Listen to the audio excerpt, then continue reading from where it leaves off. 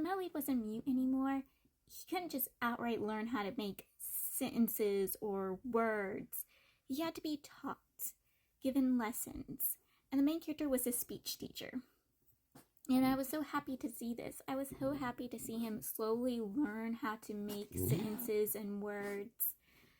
Because he wouldn't know how to do that straight away. His body wouldn't know how to do that straight away. And I loved how the book slowly had him learn how to do that. After the Emperor publicly announces the Melody is his crown prince, people keep coming out of the woodlock being like, oh, can our daughters be his consorts and concubines? And both the Melody and the Emperor is like, no, that's not going to happen. The Emperor did ask to double check, but he knew his son would probably say no. And he wasn't going to push his son because honestly, he was looking at these people side eyes.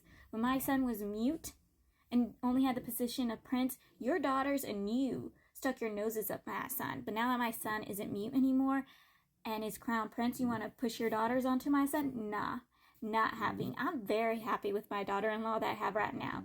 He's adorable, sweet, intelligent. I don't need any more daughter-in-laws. I got a good one.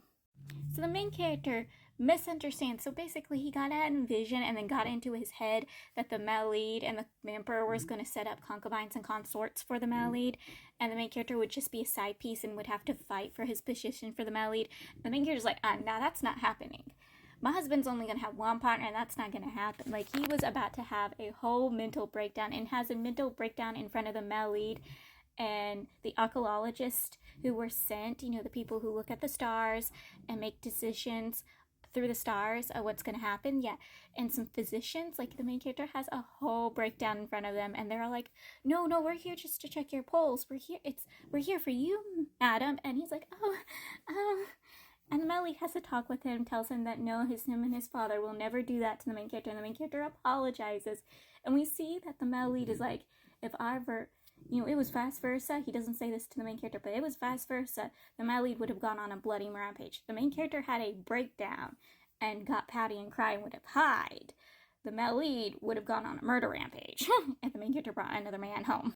So if you're wondering what happened to the original love interest, he was working with the Six Princes' mother's rebellion, when she took over the palace. And he only escaped punishment because he took care of the Emperor when the Emperor was under her grasp. And then pleaded his case and begged that he was innocent and that he was being controlled and manipulated and used. So the Emperor let him go and let him keep his position and let him stay in the palace. Like, he was safe and sound. He even got a little better treatment after everything. Also, the reason why he decided to get with the Emperor was so he could get revenge against the Sixth Prince for everything the Sixth Prince had put him through. But he also regrets losing the Sixth Prince, the Sixth Prince losing and dying. Because one, he wasn't able to get his revenge against the Sixth Prince, but also because the Sixth Prince was his biggest backer, and now he doesn't have his biggest backer and supporter in the palace. He's all on his own now. So you think, oh, this is a great position. Stay just a concubine. Even a low-ranking concubine in the Emperor's palace would be a safe place to stay. Well, it's not always the safest thing, and he is one of the lower-ranking concubines, and the Emperor never gives him attention outside of, acknowledging him most of the time. So it's not the greatest position to really have, well, at least in his eyes to have. He wants more, especially when he sees how the Melody treats the main character and regrets that he's not still with the Melody because the Melody's now crown prince and the position the main character has could have been his. And the way the Melody treats the main character could have been the way the Melody treats him. Like, man is being full-on inferior and jealous and wants to have that for himself.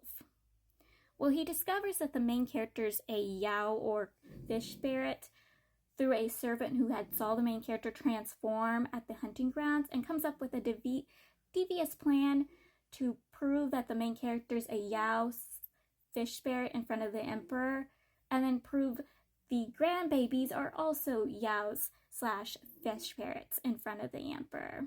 This plot involves the second prince's mother's cat, dog blood, and I am not kidding, yes, it does, Luckily, the male lead and main character catches this on and decides to trick him back. Remember how the male lead got 5 fishes, each to be a double of his family member, the main character and his 4 boys? Because again, after the 4 boys turned into humans, they don't turn back into fishes until they're 7. So they have to have little fishes to replace the missing baby fishes. Because the little stuffed fishes aren't going to work all the time. They need realistic fishes to be around. And thanks to this, they use the older fish, the main character's double, to trick the, original love interest. They have the original love interest see the double so he could go rushing to the emperor, inform the emperor of the main characters and his children's real identities, which the emperor is like, seriously, you're telling me my daughter-in-law and my grandchildren are yaos?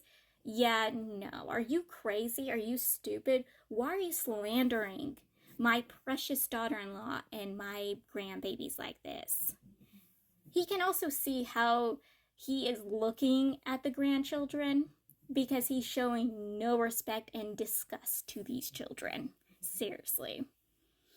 And the main character disguised himself as a wet nurse because, again, he's heavily pregnant. Like you can see in this picture. This is how heavily pregnant he is. And the male lead brings him in. The head servant of the emperor recognizes the main character. The emperor, like, oh, this person looks familiar, but doesn't recognize the main character. And the emperor's head servant goes along with the act. And they have him bring in the double. Like, the original love interest is like, oh, if your wife isn't a fish, bring the fish here. Because he's trying to escape. So he's like, oh, yeah, here's a fish. So a priest comes in, does everything to prove the fish is a Yao/fish spirit, but again, it's a regular fish. Finally, the main character has enough pretending to be a wet nurse and reveals that no, he's not the children's wet nurse, he's actually him. What were you doing? This isn't like a fantasy. Fish spirits aren't real. So yeah, the original love interest is stripped of his title, repeatedly beaten, and then dragged to the cold palace. So because of his actions, like I said, he gets stripped of his title, he gets beaten, he gets thrown into the cold palace, and his life in the cold palace is not great. From the words of the male lead's head servant, he is suffering.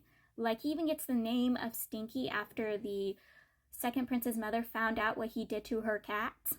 She makes sure that he smelled like dog blood, literal dog blood, for the rest of his life. Like, he can't get that off of him. Anything he owned had been stolen from him, like anything he could have brought to the cold palace to help him survive in the cold palace has been stripped of him. He has no backing like the second prince's mother does, so his life is horrible. Like, it would be better to be someone on the streets trying to survive than be someone in the cold palace. He has no way to survive or gain any material like medicine or food. Like, he is fighting for the smallest necessaries in life. And he questions what his life could have been if he didn't meet the sixth prince, if he didn't end up in the male lead's palace, didn't listen to the sixth prince's orders and join the male lead's palace, if he didn't, end up with the emperor. Like, he's questioning what his life could have been if these things never happened, if one thing in this order hadn't ever happened.